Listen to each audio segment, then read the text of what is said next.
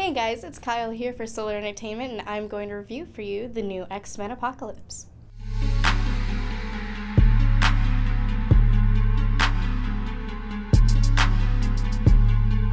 X-Men Apocalypse is definitely better than the second, and not quite as good as the first. I would rate it a solid 7 out of 10.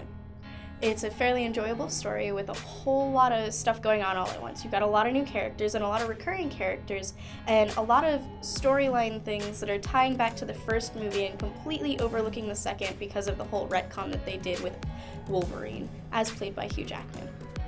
Probably one of my favorite parts of the film is definitely the characters and the actors that portray them. They put a lot of heart into all of these characters, and you can really see the humanity behind a lot of them. They all have ideas and places that they're going, goals, and who they are as people really matters to the film as a whole, and that's what drives everything more than the plot itself. You've got a lot of depth from the camera work, and everything is really beautifully staged, and the sound and everything is just wonderfully done. The whole movie is in 3D, which I personally think is a little unnecessary, but they use it well to create depth in a lot of their physical scenes that you want to see everything going on all at once. Probably one of my favorite scenes is going to be one 2-minute segment with Quicksilver where it kind of really demonstrates the scope of his powers and just how fast he can be. And that sequence did actually take a lot of just cutting edge and the most modern technologies with film work that we have right now. And 2 minutes of film actually took about, I think, a month's worth of work for them to develop.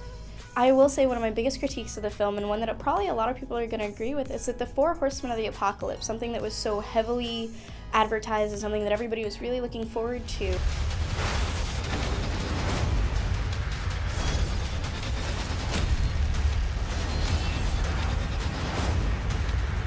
that was such an important thing that people were driving, trying to advertise this film, and they're really heavily underused, all except for Magneto, who plays, as always, a key role in the whole film.